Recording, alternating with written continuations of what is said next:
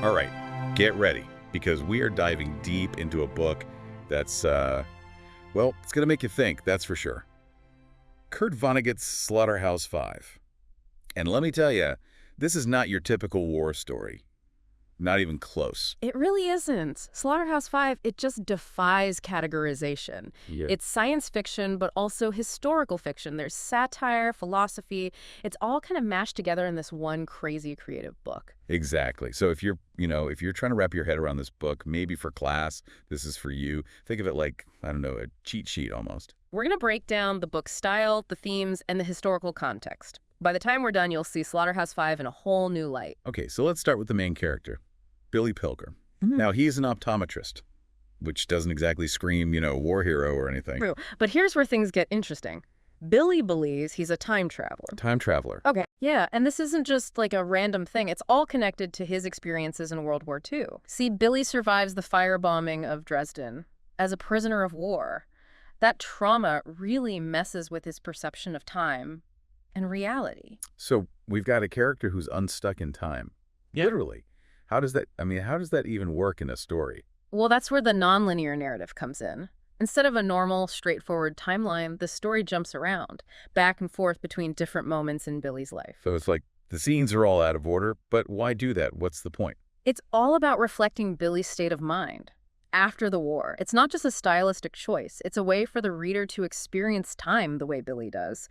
Like that disorientation, the fragmented memories, it's all there. Wow. Okay, that's a lot. And speaking of things that make you think, we can't forget about that phrase. Yeah. So it goes. It's everywhere in this book. Every time somebody dies, there it is. So it goes. It's haunting, right? But also kind of funny in a dark way, like Vonnegut is poking fun at death. Yeah. Or maybe he's saying death is just like this inevitable thing. We can't escape it. Exactly. It really makes you question, free will. Are we really in control of our lives? Or is everything predetermined?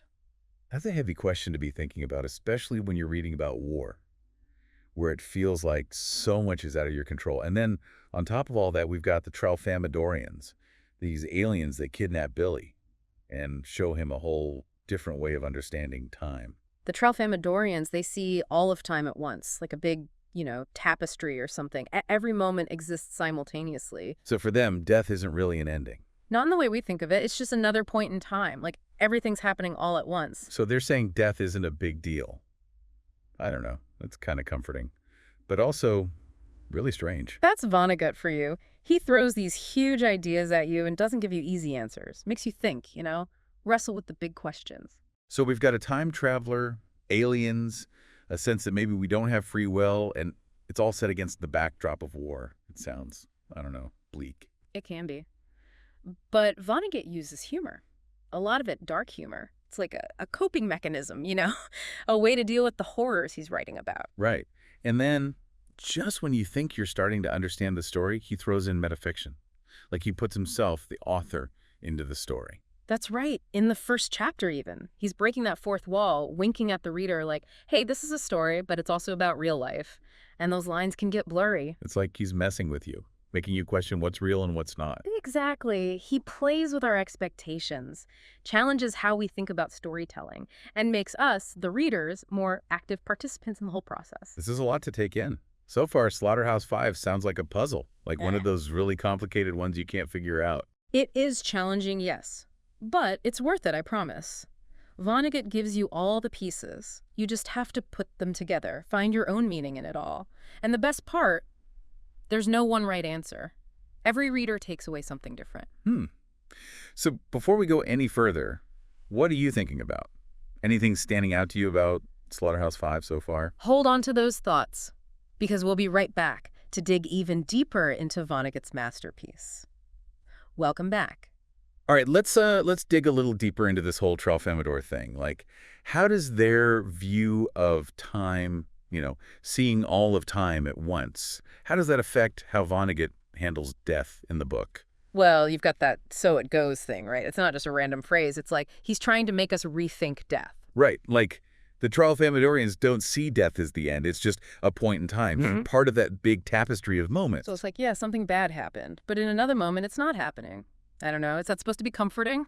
Weird, right? But that's Vonnegut. He makes you think. Makes you uncomfortable. Speaking of uncomfortable, we have to talk about Dresden. The firebombing. It's like the central event of the whole book. And for Vonnegut, this wasn't just something he made up. He was there. And he uses Dresden to show just how absurd war is. You've got this beautiful city destroyed in a single night, pointless destruction, and Billy, just like Vonnegut, is caught in the middle of it. It's not just World War II either. Yeah. He talks about Vietnam. Even throws in this future war, like war is this thing we can't escape. Exactly, like this repeating nightmare. And, it makes you think about what's going on in the world today, all those conflicts. Like, Vonnegut's warning us, making us question why we keep fighting. Yeah. One thing I noticed, there are all these everyday things Vonnegut uses as symbols, like food, for example. When Billy's feeling stressed, there's always food around. It's true. Remember when Billy's a prisoner of war and he sees the German guards' boxcar? Yeah. Full of food. Oh, yeah. And the American prisoners are, like, starving. It's such a powerful image. Right. Food becomes the symbol of, power. Yeah. Privilege. Survival. There's another image I keep thinking about. That bird singing Pooty Wheat after the bombing of Dresden. It's so creepy. That's Vonnegut at his best. Using something simple, this bird song, to show how we can't really describe the horrors of war. Like, what words can you even use? It's like the bird is, mocking the whole situation. Or maybe it's also lamenting it. Like, it's just this senseless tragedy. And remember, Vonnegut himself struggled to write about Dresden. It took him years. So that bird song, maybe it represents that struggle, to put those feelings into words. Okay, so we've got time travel, aliens, wars, food, a creepy bird. It's a lot to process. That's what makes this book so great. It's not easy. It makes you think, makes you question everything. And maybe even laugh a little. Oh, yeah, even when it's dark. Because sometimes laughter is the only way to deal with things. Okay, so we've covered a lot of ground here. Time travel, aliens, dark humor. But how does all this